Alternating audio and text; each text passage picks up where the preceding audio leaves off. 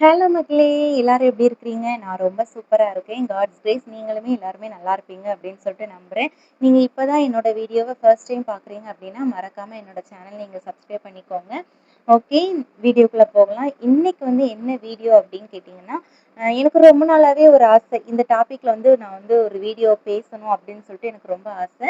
நான் வந்து ரொம்ப பெரிய பேச்சாளர்லாம் எதுவும் கிடையாது. எனக்கு தெரிஞ்சத வந்து நான் வந்து உங்க கூட ஷேர் பண்ணிக்கணும் அப்படின்னு சொல்லிட்டு தான் ஆசைப்படுறேன். ஓகே. என்னன்னு பார்த்தீங்கன்னா, இந்த லிஸ்ட்ல நானுமே உண்டு. சரியா? அதனால நான் என்னையுமே ஃபர்ஸ்ட்டே சொல்லிக்கிறேன். என்னன்னு பார்த்தீங்கன்னா, நெறைய பெண்கள் வந்து என்ன பண்றாங்கன்னா, என்னோட ஹஸ்பண்ட் வந்து உழைக்கிற சேலரி வந்து எனக்கு பத்தவே மாட்டேங்குது. குடும்பத்துக்கு பத்தவே மாட்டேங்குது. பிள்ளைகள படிக்க வைக்கிறதுக்கோ, இல்ல அ வீட்டு வாடகை கட்டுறதுக்கு, கடன் கட்டுறதுக்கு இந்த மாதிரியே வந்துட்டு செலவாயிருது. சேவிங்ஸ் எதுவுமே இல்ல. அதே மாதிரி வீட்டுக்கு வந்து அவங்க வாங்குற சேலரி வந்து பத்தவே மாட்டேங்குது. நான் ரொம்ப சிக்கனமா செலவு பண்றேன் அப்படின்னு சொல்லிட்டு நெறைய பெண்கள் வந்து கதர்றது வந்து வெளியில பார்க்க முடியுது. இப்ப இருக்கிற சூழ்நிலையில விலைவாசி எல்லாமே எப்படி இருக்குது அப்படிங்கிறது நம்ம எல்லாருக்குமே தெரியும். ஏன் நான் அப்படி சொல்றேன்னு பார்த்தீங்கன்னா, உங்க எல்லாருக்குமே தெரியும். இப்ப வந்து விலைவாசி எல்லாமே எந்த அளவுக்கு வந்துட்டு வேகமா கூடிக்கிட்டே போகுது அப்படின்னு சொல்லிட்டு நம்ம எல்லாருக்குமே வந்துட்டு தெரியும். அததான் வந்து நான் வந்து இன்னைக்கு இந்த வீடியோல பேசலாம் அப்படின்னு சொல்லிட்டு எனக்கு ரொம்ப ஆசை. ஏன்னா நானுமே அந்த சிச்சுவேஷன்ல தானே இருக்கிறேன். ஸோ இத வந்து ஒரு வீடியோவா பேசினா எத்தனை பேர் இந்த மாதிரி சிச்சுவேஷன்ஸ்லலாம் இருக்கிறீங்க அப்படின்னு சொல்லிட்டு தெரிஞ்சுக்கணும் அப்படிங்கிறதுக்காக தான் இந்த வீடியோ. ஓகே. இன்னைக்குள்ள பொருளாதார நிலைமைய பார்த்தீங்கன்னா, எந்த அளவுக்கு ரொம்ப ஹையா இருக்குது. ஆனா, எப்படி சொல்றது? இப்ப நம்ம டெய்லி வாங்குற ஒரு பால் பாக்கெட்ல இருந்து மளிகை ஜாமான், இல்ல ஹவுஸ் ரெண்ட், கரண்ட் பில்லு, வீட்டு வாடகை எல்லாமே பார்த்தீங்கன்னா, ரொம்ப ஜெட் வேகத்துக்கு கூடிக்கிட்டே போகுது. அதுலயுமே ரொம்ப மெயினா பார்த்தீங்கன்னா, ஸ்கூல் ஃபீஸு. அதுக்கப்புறம் வந்து அ நம்ம வந்து ஹாஸ்பிட்டல் செலவு.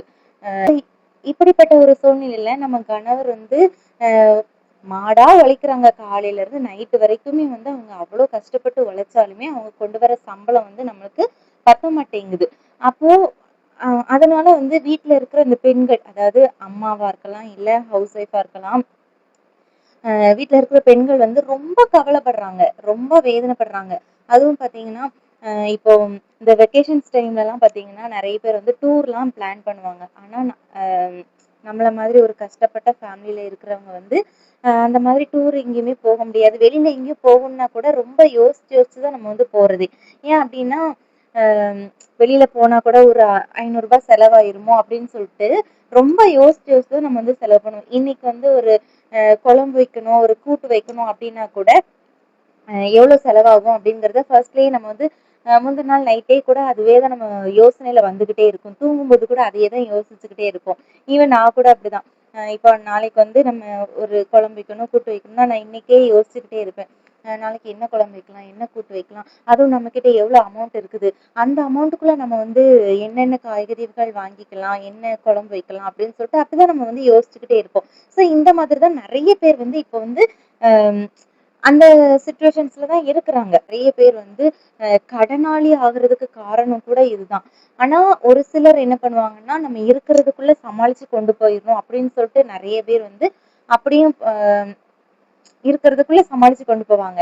ஆனா, நெறைய பேர் என்ன பண்ணுவாங்கன்னா, ஆடம்பர செலவுகளுக்காக நெறைய கடன் வாங்கி, அது வந்து அ அந்த கடன் வந்து அவங்கள அடிமைப்படுத்தி வச்சுக்கிற மாதிரி இருக்கும். வாங்குற சம்பளம் எல்லாமே வட்டி கட்டுறதுக்கு, கடன் கட்டுறதுக்கு இந்த மாதிரியே தான் வந்துட்டு போயிட்டு இருக்கும். அவங்களால ஒரு சந்தோஷமான வாழ்க்கை வாழ முடியாது. ஸோ இப்படிப்பட்ட நிலைமையில இருக்கிற பெண்கள் வந்து எல்லாரும் எப்படி இருக்காங்க அப்படின்னு சொல்லிட்டு பார்க்கலாம். இந்த வீடியோல வந்து கொஞ்சம் பார்க்கலாம்.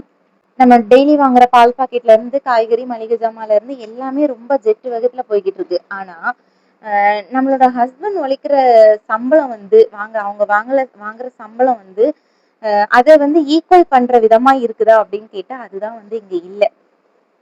இப்போ நம்ம ஹஸ்பண்ட் வந்து 30 நாளும் நல்லா வேலை பார்க்குறாங்க. காலையில இப்போ 8 மணியோ, 9 மணிக்கு வேலைக்கு போனாங்கன்னா, ஈவினிங் வந்து ஒரு 6:30, 7:00 தான் வீட்டுக்கு வர்றாங்க. அவ்வளோ நேரம் அவங்க மாடா உழைச்சா கூட, அவங்க வாங்குற சேலரி பார்த்தீங்கன்னா, நமக்கு மாசத்துல இந்த ஃபர்ஸ்ட் 10 நாளிலே வந்துட்டு காலியா போயிருது. இப்ப ஒரு பழமொழி சொல்லுவாங்கல்ல, "வரவு எட்டனா, செலவு பத்தனா, மீதி 2 அணா பாக்கி" அப்படின்னு சொல்லுவாங்க. ஸோ இதுதான் இப்ப இருக்கிற சிச்சுவேஷன்ஸ்ல வந்துட்டு கரெக்ட்டா இருக்கும்னு நான் நினைக்கிறேன். அப்படிதான் வந்து நெறைய குடும்பத்துல வந்துட்டு போய்க்கிட்டு இருக்குது. அந்த கணவரோட வருமானம் பத்தல அப்படிங்கிறப்போ மனைவியாகிய நம்மளோ இல்ல அம்மாவோ அவங்களுடைய மைண்ட் செட் வந்து எப்படி இருக்கும் அப்படிங்கறத வந்து நம்ம வந்து பார்க்கலாம். ஹஸ்பண்ட்லாம் என்ன தெரியுமா பண்ணுவாங்க, அவங்க வந்து வேலைக்கு போயிட்டு வந்தோமா, உழைச்சத வந்து நம்ம பொண்டாட்டி கையில குடுத்தோமா, இல்ல அம்மா கையில குடுத்தோமா அப்படின்னு சொல்லிட்டு அவங்க வந்து நம்ம வேலை முடிஞ்சதுன்னு சொல்லிட்டு ஒதுங்கிருவாங்க. ஆனா நம்ம தான் அத வந்து என்ன பண்ணுவோம், ரொம்ப யோசிச்சுட்டே இருப்போம். நம்ம வந்து இத வீட்டு வாடகை கட்டுறதா, இல்ல பிள்ளைங்களுக்கு ஸ்கூல் ஃபீஸ் கட்டுறதா, இல்ல பாலுக்கு பைசா கட்டுறதா, கரண்ட் பில் கட்டுறதா அப்படின்னு சொல்லிட்டு நம்ம ரொம்ப வந்து பிளான் பண்ணுவோம். ரொம்ப வந்து யோசிச்சுக்கிட்டே இருப்போம்.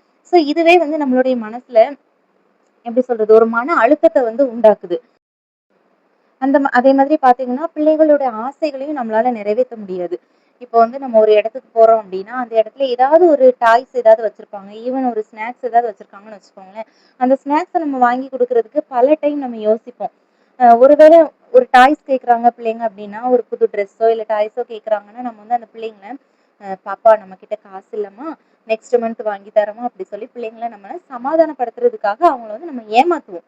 வந்து அது ஏமாந்து தான் போவாங்க. அவங்க ஏக்கத்த பார்த்து, அந்த உண்மையிலேயே தாய்க்கு தான் அந்த வேதனை வந்து தெரியும். பிள்ளைங்க வந்து ஏங்குறது வந்து அந்த தாய்க்கு தெரியும். அப்ப அத பார்க்கும்போது அந்த தாய்க்கு எவ்ளோ வேதனையா இருக்கும். இதோட கொடூரம் என்னன்னு பார்த்தீங்கன்னா, ஏதாவது ஒரு சொந்தக்காரங்க வீட்டுக்கு போறாங்கன்னு வச்சுக்கோங்களேன். சொந்தக்காரங்க வீட்டுக்கோ, இல்ல ஏதாவது ஒரு ஃபங்ஷனுக்கு இப்போ வந்து நம்ம ஊர்ல திருவிழாவோ, இல்ல ஏதோ ஒரு ஃபங்ஷன் வச்சுக்கோங்களேன். அதுக்கு வந்து எல்லாரும் என்ன பண்ணுவாங்க, கொஞ்சம் வசதி வாய்ப்பு இருக்கிறவங்க நல்லா துணிமணி எல்லாம் எடுப்பாங்க. நல்ல ட்ரெஸ்ஸஸ்லாம் எடுப்பாங்க. ஆனா, கொஞ்சம் கஷ்டப்பட்டவங்களுக்கு என்ன பண்ண முடியாது, அத வந்து எடுக்க முடியலன்னு வச்சுக்கோங்களேன். அப்ப அவங்களுடைய அந்த புது ட்ரெஸ் உடுத்திருக்கிறவங்க, நம்மள மாதிரி இருக்கிறவங்கள பார்த்து ஒரு மாதிரி வந்து ஏளனமா பார்ப்பாங்க. அத வந்து உண்மையிலேயே அந்த இடத்துல யார் இருந்தாலும் அதுல ரொம்ப கஷ்டமா இருக்கும். அந்த வலிய, வேதனையெல்லாம் நானுமே அனுபவிச்சிருக்கேன். அதனால தான் நான் வந்து இவ்ளோ தைரியமா சொல்றேன். ஸோ அத பார்க்கும்போது ரொம்ப கஷ்டமா இருக்கும். அதே மாரி பார்த்தீங்கன்னா, ஒரு சொந்தக்காரங்களுக்கு சொந்தக்கார வீட்ல ஒரு கல்யாணமோ, இல்ல ஒரு சடங்கு வீடோ, ஏதோ ஒரு ஃபங்ஷன் வச்சுக்கோங்களேன். அ இப்போ கொஞ்சம் பணக்காரங்க வந்தாங்கன்னு வச்சுக்கோங்க, கொஞ்சம் வசதி வாய்ப்பு உள்ளவங்க வந்தாங்கன்னா, அவங்கள "வாங்க சாப்பிடுறீங்களா? ஃபோட்டோ எடுங்க" அப்படிலாம் சொல்லிட்டு ரொம்ப உபசரிப்பாங்க, கவனிப்பாங்க. இதுவே ஒரு நடுத்தர வீட்டு நம்மள மாதிரி ஒரு ஆட்கள் வர்றாங்க, போறாங்கன்னு வச்சுக்கோங்களேன், அவங்கள வந்து ஒரு சில இடத்துல சொல்றேன், கவனிக்கிறதுக்கு கூட ஆள் இருக்காது. ஏன்னா, நம்ம வந்து அந்த அளவுக்கு மொய் வந்து அதிகமா எழுத மாட்டோம். ஒரு வசதி வாய்ப்பு இருக்கிறவங்கன்னா, கொஞ்சம் அதிகமா மொய் செய்வாங்க. அப்ப அந்த இடத்துல அவங்க வந்து மதிக்கப்படுறாங்க. நம்மளுக்கு அந்த இடத்துல வந்து ஒரு ரெஸ்பெக்ட்டே இருக்காது. ஸோ அந்த இடத்துல தான் அந்த பெண்ணோட சுயமரியாதை வந்து கேள்விக்குறியாகுது. ஸோ அதெல்லாம் பார்க்கும்போது அந்த பெண்ணுக்கு வந்து மனசுல எவ்வளோ ஒரு வேதனை இருக்கும்.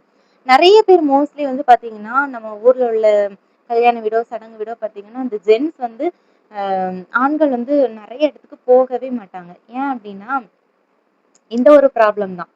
நெறைய பேர் போகவே மாட்டாங்க.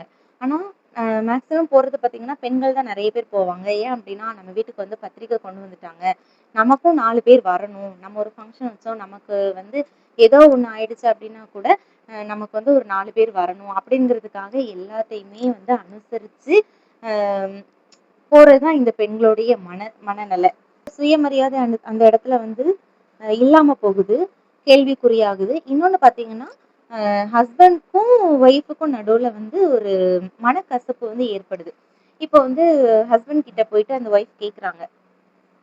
"ஏங்க நீங்க வந்து இவ்வளோ நாள் உழைச்சு நம்ம வந்து ஒரு நல்ல நிலைமைக்கு வர முடியலையே" அப்படின்னு சொல்லிட்டு கேட்கும்போது தான் அந்த இடத்துல ஒரு வாக்குவாதம் வருது. அதுல தான் வந்து ஒரு மனக்கசப்பு வந்து வருது. இப்போ வந்து இந்த மாதிரி சிச்சுவேஷன்ஸ்ல வந்து நம்ம வந்து எப்படி வெளில வரலாம் அப்படிங்கிறத வந்து எனக்கு தெரிஞ்சத நான் வந்து உங்க கூட ஷேர் பண்றேன்.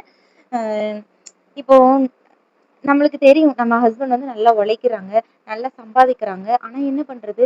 அவங்களுக்கு வந்து அந்த சம்பாதிக்கிறதுக்கு ஏத்த அதான் சொல்லுவாங்கல்ல, உழைக்கிறதுக்கு ஏத்த ஊதியம் வந்து நம்மளுக்கு இல்ல அப்படிங்கிற மாதிரி. ஸோ அது வந்து கிடைக்கல. நம்மளுக்கு வந்து அவங்க நல்லா உழைக்கிறாங்க. ஆனா அதுக்கேத்த வருமானம் கிடைக்கல அப்படின்னு சொல்லிட்டு நம்ம வந்து என் புருஷனுக்கு வந்து சம்பாத்தியமே இல்ல, இல்ல வருமானமே பத்தல அப்படின்னு சொல்லிட்டு ஒவ்வொருத்தர்கிட்டயா போயிட்டு நம்ம வந்து உட்காந்து புலம்பி அழுறது வந்து வேஸ்ட். ஏன் அப்டின்னா, யாருமே நமக்கு வந்து ஹெல்ப் பண்ண போறது கிடையாது. ஈவன் அம்மா, அப்பா கூட. நல்லா புரிஞ்சுக்கோங்க, நல்லா கவனிச்சுக்கோங்க. அம்மா, அப்பா கூட நம்ம கஷ்டப்படுறோம். அதே மாதிரி கூட பிறந்தவங்க கூட அப்படித்தான். நம்ம கஷ்டப்படுறோம் அப்படின்னு தெரிஞ்சா நம்ம கிட்ட இருந்து விலக தான் ஆரம்பிக்கணும்னு சொல்லிட்டு நினைப்பாங்களே தவிர அவங்க வந்து நமக்கு ஹெல்ப் பண்ணணும்னு சொல்லிட்டு கண்டிப்பா நினைக்கவே மாட்டாங்க. அப்போ வந்து நம்ம வந்து ஒவ்வொருத்தவங்க கிட்டயும் போயிட்டு இந்த மாதிரி புலம்பாம, இதுல இருந்து நம்ம எப்படி வெளியில வரலாம் அப்படின்னு சொல்லிட்டு தான் நம்ம யோசிக்கணும். இப்பல்லாம் பார்த்தீங்கன்னா, சோசியல் மீடியால நெறைய பிளாட்ஃபார்ம்ஸ் வந்து சம்பாதிக்கிறதுக்காக நெறைய பிளாட்ஃபார்ம்ஸ் இருக்குது. நம்மளோட ஹஸ்பண்ட் பத்தி நமக்கு தெரியும். அவங்க கஷ்டப்பட்டு உழைக்கிறாங்க. நமக்காக தான் உழைக்கிறாங்க. அந்த அளவுக்கு அவங்க வந்து அவங்களால முடிஞ்ச அளவுக்கு உழைக்கிறாங்கன்னு தெரியும். ஏன் நம்மளோட சப்போர்ட்டையும் அவங்களுக்கு குடுக்கக்கூடாது? அது வந்து ஒரு சின்ன அமௌண்ட்டா இருந்தாலும் பரவால்ல. நெறைய பேர் நினைப்பாங்க, இதுல வந்து ரூ. 100 தான் கிடைக்கும், ரூ. 200 தான் கிடைக்கும், ரூ. 300 தான் கிடைக்கும். இந்த வேலை பார்க்கறதுக்கு நம்ம சும்மாவே இருந்துட்டு போயிரலாம். ரூ. 50 தான் கிடைக்கும். அப்படியெல்லாம் சொல்லிட்டு யோசிப்பாங்க. ரூ. 50 கிடைச்சாலும் அந்த ரூ. 50ல நம்ம வந்து எவ்வளவோ வாங்கலாம். ஒரு பால் பாக்கெட் வாங்கலாம், பிள்ளைங்களுக்கு பிஸ்கட் பாக்கெட் வாங்கலாம். அந்த மாதிரி நம்ம வந்து வாங்கிக்கலாம். அப்போ அந்த ரூ. 50ங்கிறது நம்ம அலட்சியமா பார்க்கக்கூடாது. அதுக்கு கொஞ்சம் வருமானம் இருந்தாலும் பரவால்ல. நம்மளுடைய சொந்த கால்ல நம்ம வந்து இருந்து சம்பாதிச்சு, அதுல சாப்பிடுறது வந்து ரொம்ப ஒரு சந்தோஷமான விஷயம். சோசியல் மீடியாலயே நெறைய பிளாட்ஃபார்ம்ஸ் வந்து இருக்குது சம்பாதிக்கிறதுக்கு. நல்ல விதமா நம்ம வந்து யூஸ் பண்ணிக்கணும். நல்ல விதமா நம்ம யூஸ் பண்ணோம்னா, கண்டிப்பா நம்ம வந்து சம்பாதிக்கலாம். அதனால இந்த மாரி புலம்புறத விட்டுட்டு, ஏதாவது ஒரு வகையில நம்ம வந்து சம்பாதிக்க முடியுமா? கொஞ்சம் அமௌண்ட்னாலும் பரவால்ல. நம்ம வந்து ஏதாவது ஒரு வகையில சம்பாதிச்சு நம்ம பிள்ளைங்களுக்கும், நம்ம ஹஸ்பண்ட்க்கும் வந்து ஹெல்ப்பா இருக்கணும் அப்படின்னு சொல்லிட்டு நம்ம நினைக்கணும் முதல்ல. நம்ம அப்படி நினைச்சோம் அப்படின்னாலே கண்டிப்பா வந்து ஆட்டோமேட்டிக்கா நம்மளுக்கு சம்பாதிக்கிறதுக்கு அ உண்மையிலே காட் வந்து நம்மளுக்கு ஹெல்ப் பண்ணுவாங்க. நான் இதில என்ன சொல்றேன் அப்டின்னா, பணம் வந்து வாழ்க்கைக்கு தேவை. ரொம்ப முக்கியம். ஆனா, அந்த பணமே வந்து நம்மளுக்கு வந்து வாழ்க்கை கிடையாது. சரிங்களா? அதனால கண்டிப்பா நம்ம வந்து நம்மளால முடிஞ்ச அளவுக்கு நம்ம ஹஸ்பண்ட்க்கும், நம்ம பிள்ளைங்களுக்கும் நம்ம சப்போர்ட்டிவா இருப்போம். நெறைய பேரு கை குழந்தைய வச்சுட்டுலாம் என்னால வெளியில போய் ஒர்க் பண்ண முடியாது அப்டி சொல்லிட்டு நெறைய பேர் இருப்பாங்க. நானுமே அந்த சிச்சுவேஷன்ஸ்ல தான் இருக்கிறேன். அ என்ன பண்றது? நம்மளால முடிஞ்சது ஏதோ ஒரு ஃபர்ஸ்ட் வந்து நம்ம ஹஸ்பண்ட் அண்ட் ஒய்ஃப் 2 பேருமே சேர்ந்து கலந்து பேசணும். கலந்து பேசி ஒரு முடிவு எடுக்கணும். அத்தியாவசியமா நம்ம வந்து என்ன தேவை இருக்குது? ஆடம்பரமா நம்ம வந்து என்ன செலவு பண்றோம்? அதெல்லாம் நம்ம வந்து யோசிச்சு, அதுக்கேத்த மாதிரி பிளான் பண்ணி, ஆடம்பர செலவுகள் எல்லாம் குறைச்சு, அ தேவைக்கு மட்டும் நம்ம வந்து செலவுகள பண்ணணும் அப்டின்னா, ஓரளவு நம்ம வந்து அ மேனேஜ் பண்ணலாம். இன்னொன்னு கண்டிப்பா நம்மளால முடிஞ்ச அளவுக்கு நம்ம வந்து அ ஒரு ஒர்க்க வந்து நம்ம ஸ்டார்ட் பண்ணியே ஆகணும். அப்படின்னா தான் இந்த மாதிரி சிச்சுவேஷன்ஸ்ல இருந்து கொஞ்சமாவது மீண்டு வர முடியும்னு நான் நினைக்கிறேன். மக்களே நான் சொன்ன கருத்து உங்களுக்கு பிடிச்சிருந்தது அப்படின்னா, இந்த வீடியோவுக்கு கண்டிப்பா மறக்காம லைக் குடுத்துக்கோங்க. இன்னொன்னு நான் சொன்னதுல வந்து என்னதெல்லாம் கரெக்ட்டா இருந்தது, இல்ல எதுவும் தப்பா இருந்தது அப்படின்னா கூட நீங்க கமெண்ட்ல சொல்லுங்க. உங்களோட கருத்துக்களையும் நீங்க வந்து கமெண்ட்ல சொல்லுங்க. ஓகேவா? ஓகே. இன்னொரு இன்ட்ரெஸ்ட்டான வீடியோல நான் உங்கள மீட் பண்றேன். பாய்.